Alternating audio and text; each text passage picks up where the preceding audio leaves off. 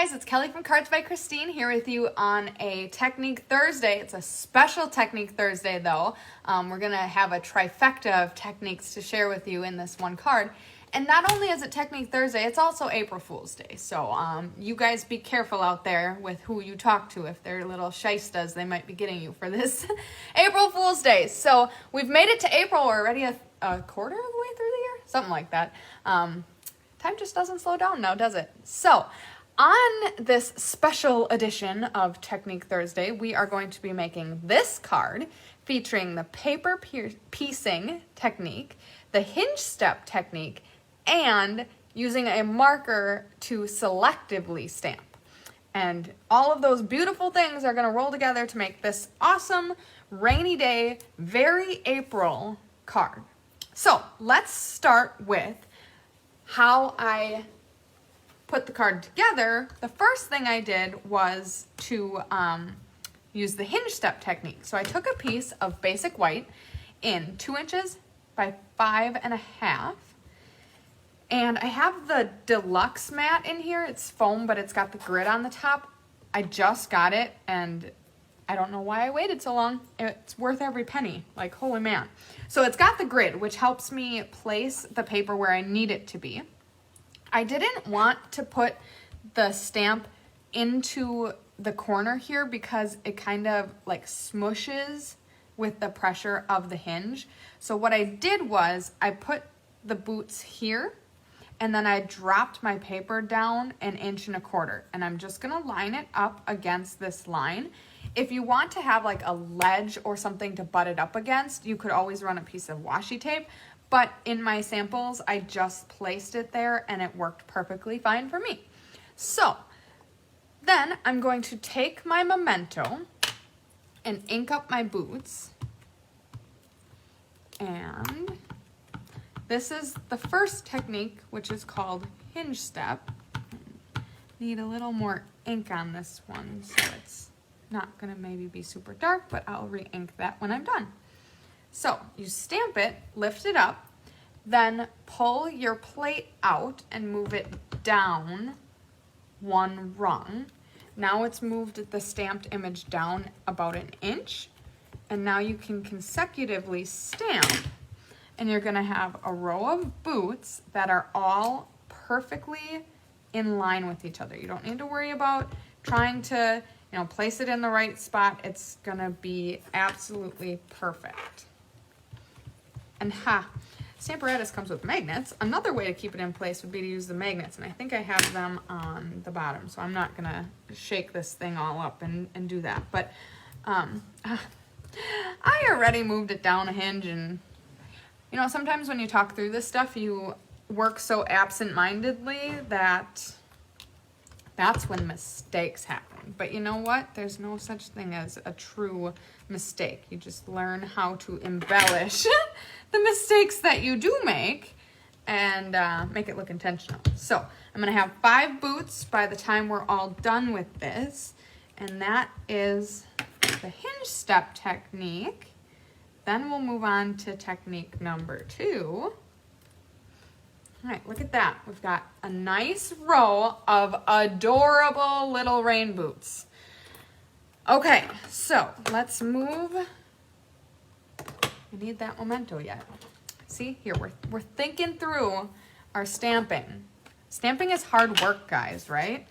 Okay, so now I want to stamp my boots on here. So I'm going to ink up my boots. And what I did was I took 5 pieces of the bright color collection in the new 6x6 DSP that's coming out in the new annual catalog, which we will be having in a little over a month. And now you just clean this and all that good stuff, but I will do that later by the magic of television. Okay, so I can show you what I've got here. So this is that bright stack, and we've got 4 different patterns. We've got this like argyle-y pattern, and then this geometric type of pattern. Let's see here, let's get it somewhat well lit for you. Okay, so we've got those 2 patterns, and then We've got this box type of pattern and the dotty lines.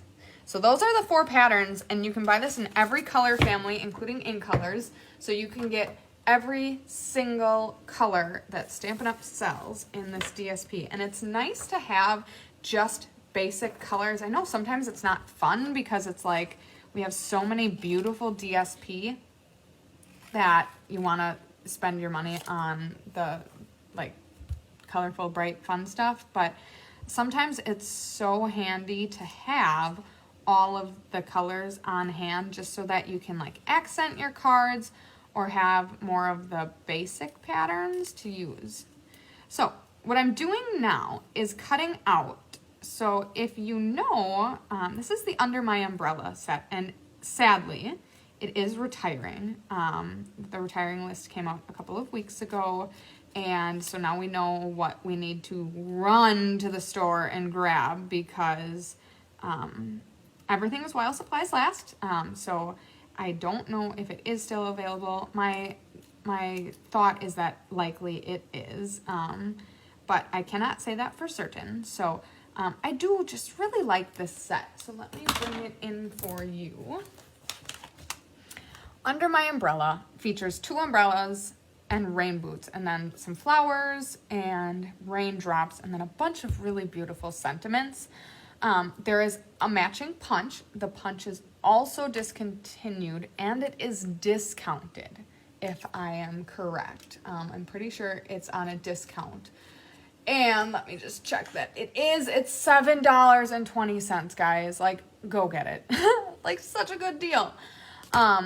I love this. I've got to make a couple shower cards coming up. I've got my cousin's getting married, so I need to make some shower cards.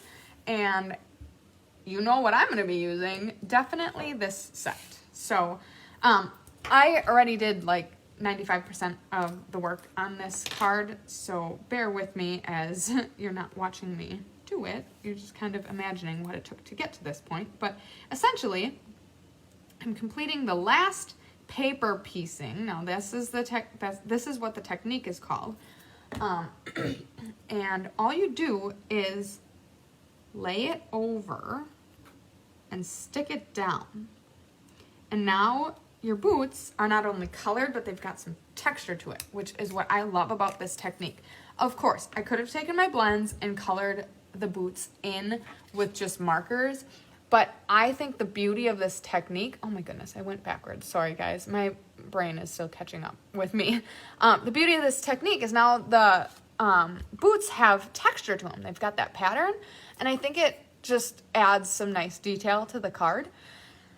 My favorite set for paper piecing, and I don't know, I was in an April mood, so I didn't do this, but this A Good Man, and then there were a bunch of other like sketchy ones. I think at least one more exists yet, called Beautiful Moments, I think is what it's called. It's the very like hand-drawn looking stamps. So one of the cards that I've seen that does this is like you take and you'd cut out the man's shirt. Imagine like a nice Argyle shirt or something like that, and then you'd color the rest of it, and then you just have this nice pop of texture on the shirt, and it's got all the lines on it, like the fold marks, because you stamped on it. And then the best thing to do if you do this is to take that same pattern and like mat the piece that you stamped it on with that, and then it's got a nice tie to the rest of your card, and just kind of, it's a nice little bow on top. Okay, so that's 2 techniques. One more. Okay, so the last thing, and I'm just going to reuse this piece so that I can save some paper. But the last thing I did is I took the sentiment, which is, no matter the weather, we're friends forever. And it is 1 stamp. But I wanted it to be on top and bottom of the boots. So what I did was I took, and look it, of course I didn't prep that, so let me grab it. Da-da-da. I took my Stampin' Write marker. And what I did was I colored the word, or I should say the words that I want, and ignored the words that I didn't want. You also could mask this, so stamp it and then put a piece of paper over this so that doesn't stamp. That is a little harder on a stamp like this because the text gets quite close together. It's very, very close between the top line and the bottom line. So typically you could do either, but for this one, it's going to be easier to use the marker. Now, the ticket here, when you do this, the last thing you want to do before you put it on your paper is to huff on it. That will moisten the ink so that you don't have like a dry, muddy looking impression. Then the next thing you do, because now if you were to do the bottom line and stamp it, you'll have residual ink up here. So you want to make sure that you clean out your stamp very well, because any little bit of ink that's left up there can go onto your shiny white piece of paper. So then dry that off. Okay, once it's dry, go ahead and do the exact same thing. Okay. Now, you'll see how good I did on cleaning it, whether or not I get a little residual ink or not. So huff again. Why did I flip it over? That was silly. I should have just stamped it on my... Oh, man. Remember when I said I'm not quite with it today? So there you go. You've got your sentiment stamped, and we have walked through 3 techniques to make this card. The last thing I did to finish it off for you, I took the ornate, let's see here, borders. So lots of pretty. I just used the, I don't know, polka dotty type of border on Pacific Point. So all of these colors come from the Brights family. This as well is being discontinued. No discount. Just kidding. There is a discount on it. I want to say it's like $13 or so. I love these dies. Go check them out. They're awesome. And get them. Anyways, so did that. Then I used some Pacific Point ink. Oh my goodness, guys. This could have been a 4th technique. I stamped off. So essentially, I stamped and then I stamped again so that the ink was lighter. So that it wasn't too bold in the background. Then I used dimensionals behind this piece, and I wrapped some white crinkle seam binding ribbon, made a little bow, and used glue dots to attach that. And last but most certainly not least, I used Stella on every single raindrop. I don't know if you're going to catch this or not. Every single raindrop and the top and bottom of the boots. And it is really hard to see it, but it really finishes the card off so nicely when you see it in person. So what do you think of my rainy day card? Would it put a smile on your face?